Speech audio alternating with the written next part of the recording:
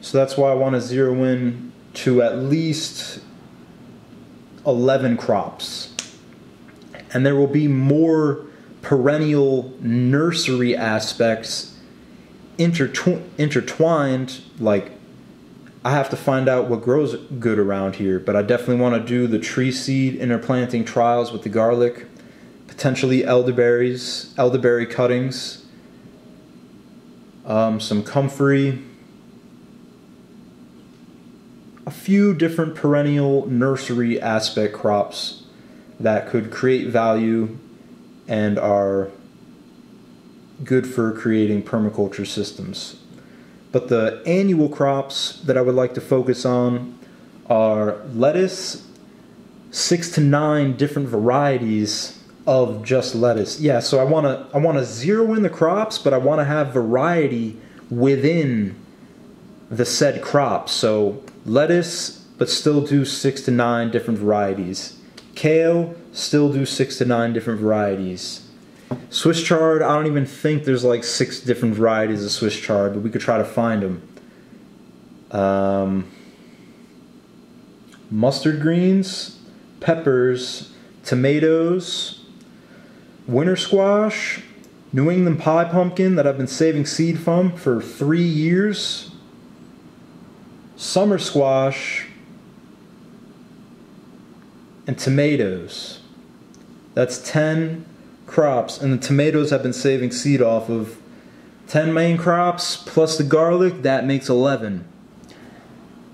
And just because we love doing this and sometimes things get out of hand, we add a few more crops in there. But it would really be nice to just zero. Oh, and overwintered onions, because it's such a more mild, it is way much more of a milder climate here. It'll be way easier to overwinter crops, and that's a practice. To get earlier onions in the spring, you can start them in August, overwinter them underneath row cover, and then you get bulbs that much quicker, like a month earlier, because they already have that established root system. And then the kale and Swiss chard, they're biennial, so they don't go to seed in their first year. They need 2 seasons to go to seed. So the whole first season, they'll put on crop, and then in order to get seed, you would have to overwinter them under row cover, just like the onions. And then in the springtime, you'll get a big boost of greens way earlier than you would have, because they already have those established root systems. And then shortly after that, they'll go to seed. So that's how I'll be able to save seed off of those greens. Because like I said, I wanted to start saving seed off of my greens, along with the tomatoes and the garlic and the pumpkins.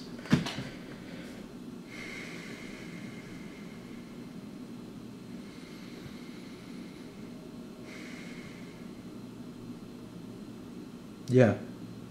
So I think that's everything. I'm currently writing up a letter that I'm going to hang up on the bulletin board at my local co-op to start trying to build relationships with people in person, and they can reach out to me that way.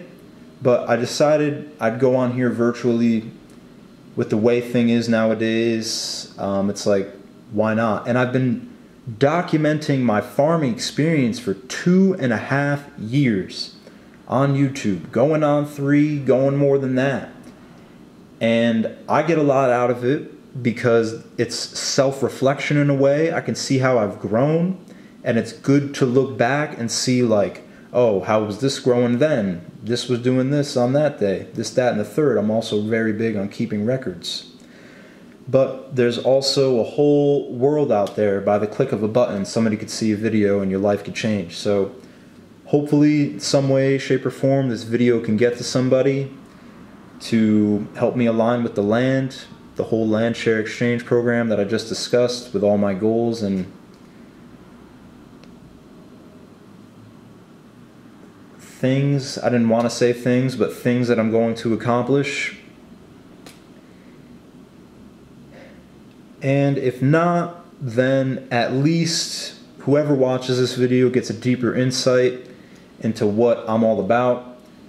Previously, Jay's grass-fed garden. We're still going to be using the hand tools, but there ain't that much grass out here like there was, so we're going to have to grow some cover crops for biomass in order to use the scythe.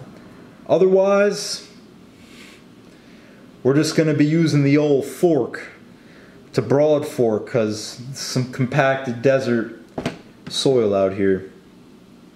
But anyways, much love, peace, blessings, wholeness. This is now Jay coming to you from Sunshine Farm.